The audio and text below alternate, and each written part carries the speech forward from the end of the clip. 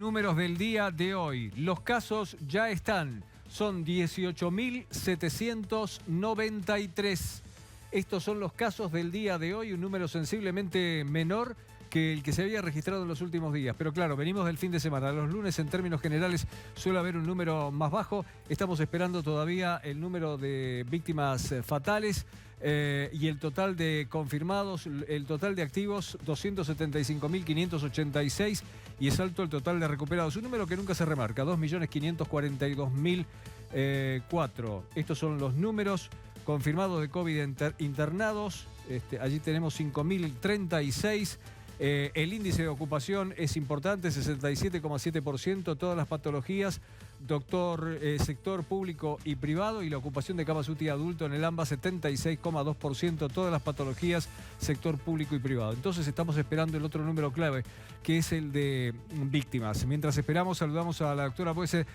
Doctora, gracias, buenas tardes. Buenas tardes.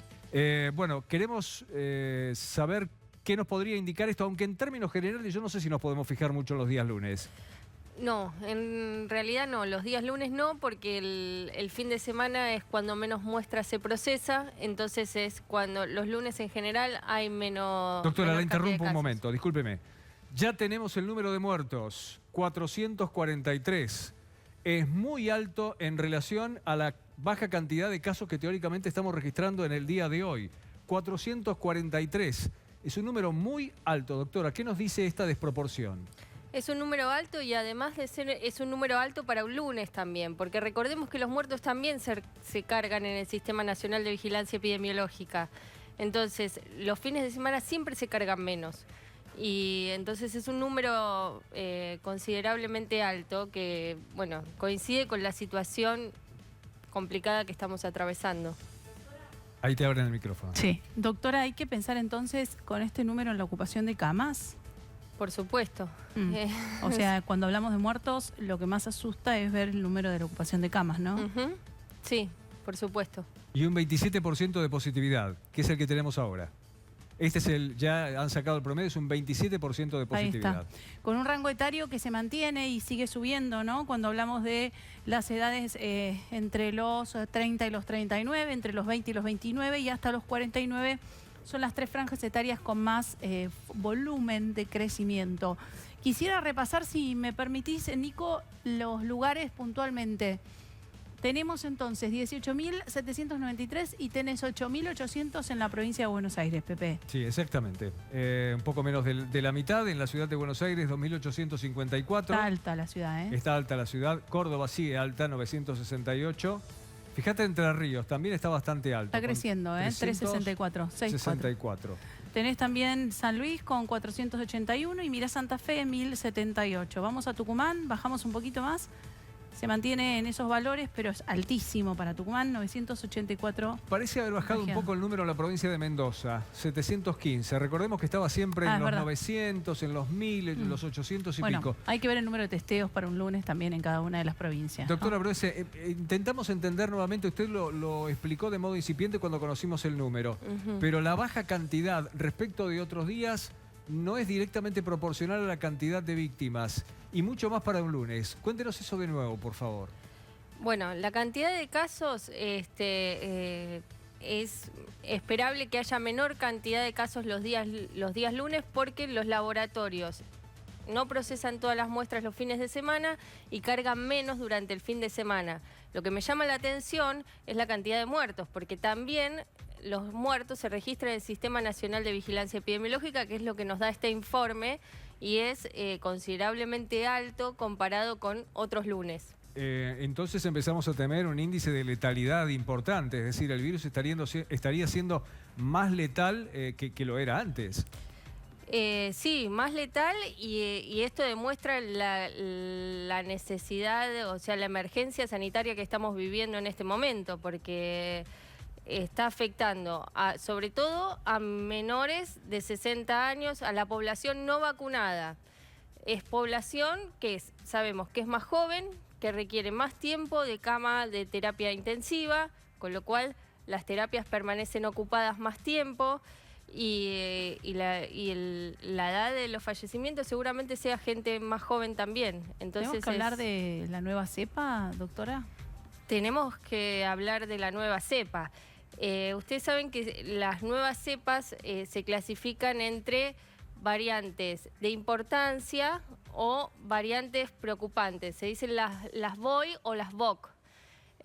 Bueno, las variantes de preocupación, que son las VOC, entre estas están la cepa británica, la cepa Manaos, que es cuando ya representan importancia en la salud pública y lo que hacen es generar deficiencias en la detección, o lo que estamos viendo, por ejemplo, en el hospital estamos viendo que pacientes más jóvenes, puede ser porque llegan más tarde a la consulta también, pero que vienen con varios métodos genotípicos negativos, o sea, amplificación o PCR negativa, y por ahí después de la segunda o tercera muestra, recién ahí, pero tienen una neumonía COVID, la clínica es soberana y por supuesto lo seguimos tratando como COVID, pero estamos viendo muchísimo eso en el hospital. Entonces, volvamos a la cepa y volvamos a recordar que cuando se generan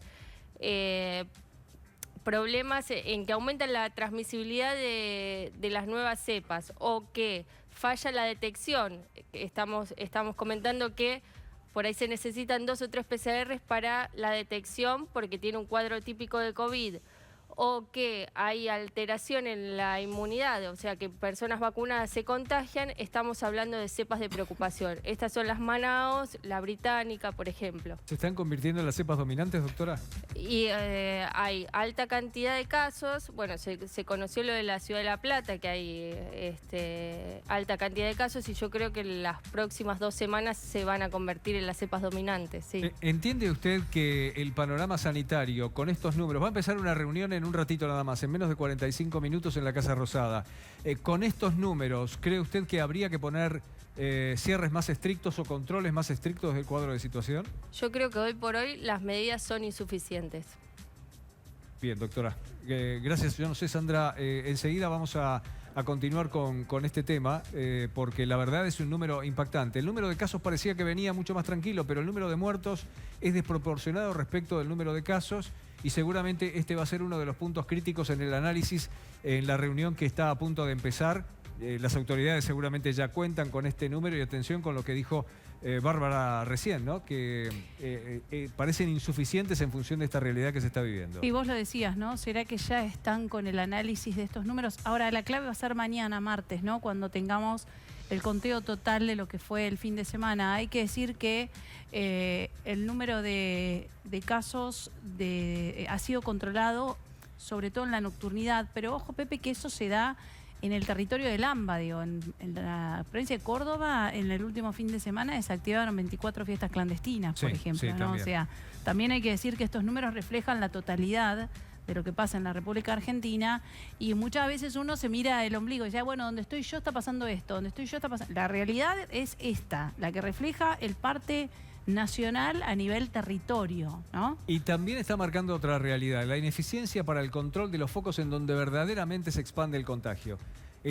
Se puede llegar a afectar la vida económica de las personas, la vida educacional de las personas y demás cuando el foco claramente está en otro lado. El dato que daba Sandra es terminante. 24 fiestas clandestinas por lo menos desactivadas en la provincia de Córdoba. Ni contar con lo que debe estar pasando en la ciudad de Buenos Aires o en el conurbano bonaerense o en muchos otros puntos del país. Esos son los focos que hay que atacar, pero la autoridad se muestra ineficaz para controlar eso. Y mientras tanto, lugares que se manejan con protocolos que son bastante severos y demás están sufriendo cierres e imposibilitándose su actividad, y eso los pone al borde de la ruina, y claro, es por eso que hay problemas muy, pero muy severos. Por eso nos preguntamos qué significan más restricciones, ¿no? ¿Hacia dónde? ¿Hacia qué? ¿Cuál es el objetivo, ¿no? ¿A qué va a apuntar? Porque ya la situación está realmente más complicada. Aprovecho que todavía está la doctora Brodese con nosotros. Doctora, ¿ha habido experiencias en algunos lugares del mundo, en Europa particularmente? ¿Usted cree que son útiles los confinamientos selectivos? Sí, sí, yo creo que son útiles los confinamientos selectivos. Nosotros tuvimos Venimos de un confinamiento que fue muy largo y vimos que no resultó como debería haber resultado. Entonces yo creo que sería útil en este momento un confinamiento selectivo, sí. Y sobre todo control sobre los lugares donde se desborda esto, ¿no? Las fiestas clandestinas. La verdad es que es cierto que es muy difícil controlar eso, es muy difícil. Ahí hay que apelar mucho a la responsabilidad de la gente. ¿Por qué cree, doctora, que teniendo el panorama que tenemos, los números que tenemos, la posibilidad de que se haga más daño todavía a la vida económica, social, cultural del país, la gente no atina a moverse con más prudencia?